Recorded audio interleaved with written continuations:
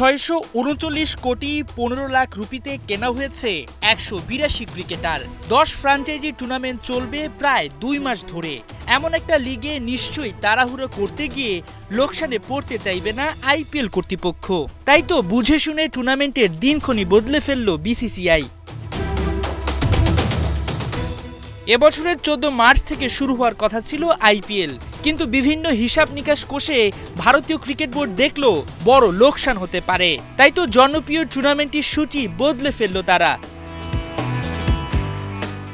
এবারের আসরটি শুরু হবে চলতি বছরের ২১ মার্চ। গত আসরের চ্যাম্পিয়ন কলকাতা নাইট রাইডার্সের মাঠ ইডেন গার্ডেনে হবে উদ্বোধনী ম্যাচ। একই সাথে সেকেন্ড কোয়ালিফায়ার ও ফাইনালও হতে পারে ইডেন গার্ডেনে। অন্যদিকে গেল আসরের রানার্স আপ সানরাইজার্স হায়দ্রাবাদের মাঠ রাজীব গান্ধী স্টেডিয়ামে হওয়ার কথা প্রথম কোয়ালিফায়ার ও এলিমিনেটর। ক্রিকেট বিষয়ক ওয়েবসাইট ESPN ক্রিকইনফো ও ক্রিকবাজে উঠে এসেছে এমন সব তথ্য। তবে কেন এত বড় লিগের দিনক্ষণ বদলে গেল? এর পেছনে রয়েছে ভারতীয়দের বড় হিসাব।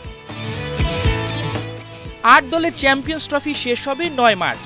এর ৫ দিন পর আইপিএল শুরু হলে বেশ ক্ষতির মুখে পড়ত বিসিসিআই। ক্রিকেটাররা তাড়াহুড়োয় টুর্নামেন্টে ভালো পারফরমেন্স করতে পারত কিনা সন্দেহ। অন্যদিকে এত বড় লিগ আয়োজনে বেশ চ্যালেঞ্জের মুখে পড়তে হতো আইপিএল কর্তৃপক্ষকে। এছাড়া ৮ এপ্রিল থেকে শুরু হচ্ছে পিএসএল, যার ফাইনাল ১৯ মে। এটিও বড় প্রভাব রাখতে পারে আইপিএলে।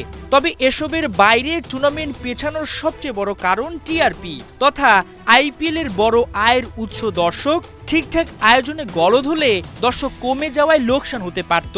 তাই সবকিছু বিচারে ৭৪ ম্যাচের টুর্নামেন্টের দিনক্ষণ বদলেছে বিসিসিআই। মাহমুদুল হাসান সজীব, ৭১।